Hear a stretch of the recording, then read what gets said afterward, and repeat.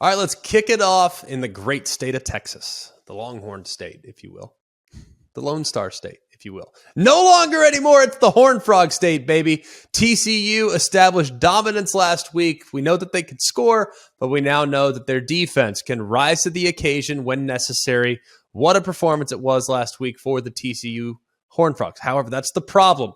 We're talking so much about last week. And look, I'm all for it. Like, I'm pumped for TCU. That was a great win. It was a dominant win. And I think it opened up a lot of people's eyes saying, hey, you know what, TCU, even though maybe the offense, maybe they won't have their best, maybe they won't have their best stuff this week, whatever. Like, they can find a way to win even if they don't play their best on offense, right? I think all those things are very, very real. Explain to me this, though. Why is TCU only a 2.5-point favorite? I'm not saying that we need to devise everything off of Vegas, but why are they only a 2.5-point favorite? Because I, for one, think you can learn something from Vegas. I do. I think it's possible to learn something. I'm not saying you can learn everything. Why are they only a 2.5-point favorite on the road? Why? Because of a hangover effect.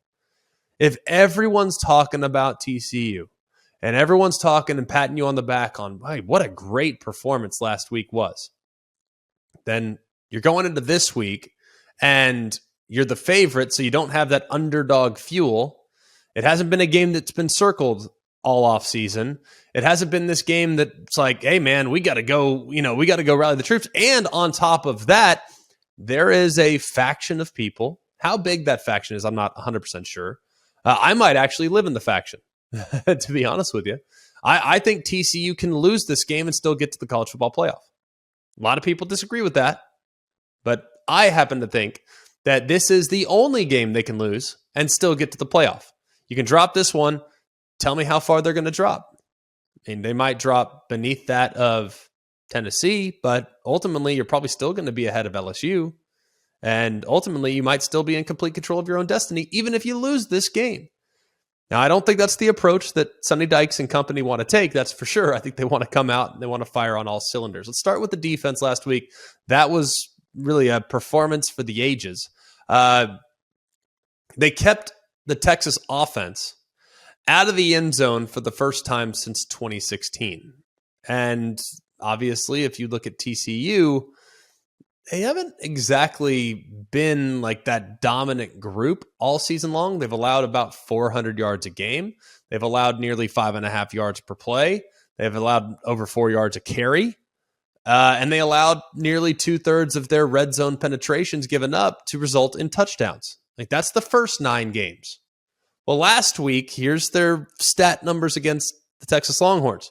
Well, they gave up 199 yards. That's half of what they normally give up. They gave up less than 3.5 yards of play. That's more than 2 yards per play lower than what they usually give up. They gave up just over 1 yard per carry, which is nearly 2.5 yards less than they give up per carry. And they allowed a grand total of 0% of the red zone penetrations to result in touchdowns. That is a stark difference from what we've seen in the first 9 games. Now, are you going to be a defense that looks like you did every single week against Texas? Like, moving forward, is that what we're going to get every week? Or are we going to revert back to the mean, which you're kind of gettable on defense, and it hasn't exactly been a dominant group? I do think this.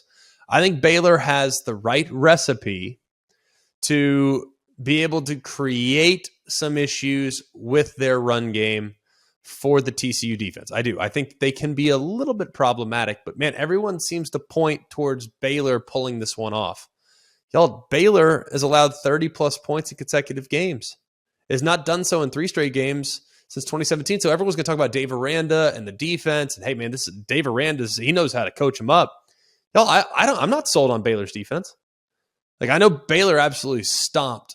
They got stomped last week against Kansas State. Stomped. So you know they're going to come out. They're going to be angry. There's no doubt about that. How could they not be? That was about as bad a performance by Baylor as I can recall.